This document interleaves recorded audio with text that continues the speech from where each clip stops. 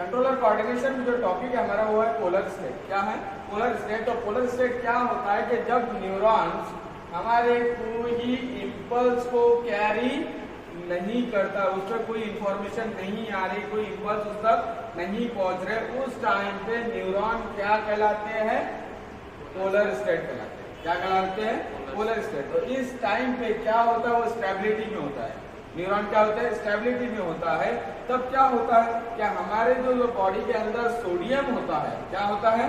Sodium, ठीक है, वो सोडियम जो है वो सेल से आउट हो जाता है, सेल से बाहर निकलते हैं। सोडियम पार्टिकल्स क्या होते हैं?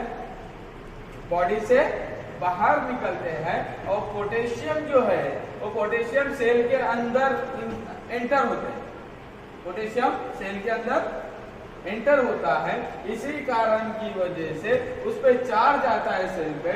इनर साइड में कौन सा चार्ज आता है? इलेक्ट्रोनिगेटिव। और आउटर साइड में कौन सा चार्ज आता है?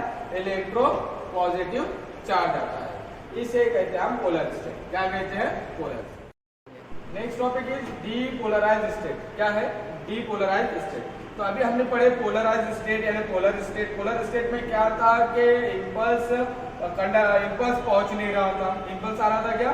नहीं आ रहा था। लेकिन डीपोलराइज्ड में क्या हो रहा है कि न्यूरॉन तक क्या पहुंच रहे हैं? इम्पल्स पहुंच रहे हैं न्यूरॉन तक।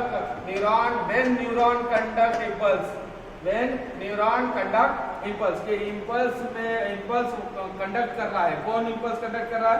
न्यूरॉन, ठीक है। तो उसमें क्या चेंजेस आते हैं? Change permeability of cell membrane. Cell membrane में क्या होता है? परमेबिलिटी क्रिएट होती है। क्या होती है?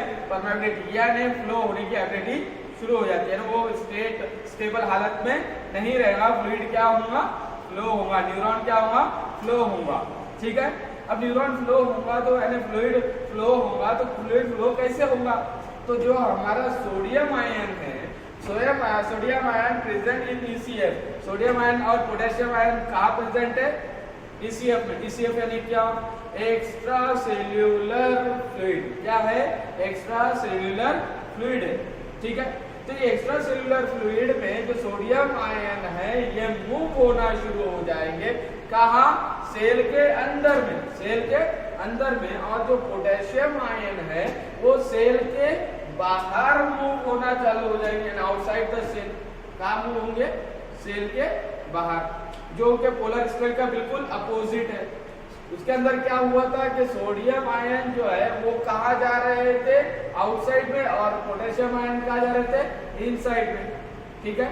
और डीपोलराइज में क्या हुआ? सोडियम आयन कहाँ जा रहे हैं? इनसाइड में। और पोटेशियम आयन कहाँ जा रहे हैं?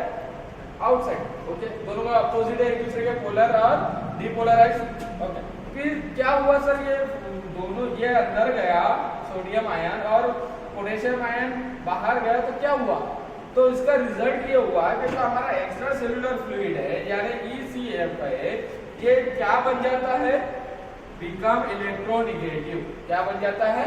इलेक्ट्रोनिगेटिव बन जाता है। और इनर साइड जो मेम्ब्रेन है अंदर का वो क्या बन जाता है? हमारा इलेक्ट्रो पॉजिटिव बन जाता है। क्या बन जाता है?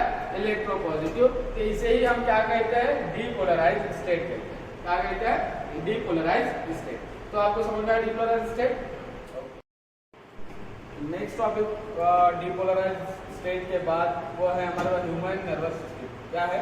Human nervous system. Human nervous system जो है इट कंसिस्ट ऑफ 3 पार्ट्स। कितने? It consist of 3 parts. First is CNS, second is PNS and third one is ANS. CNS means central nervous system, central nervous system. PNS means peripheral nervous system.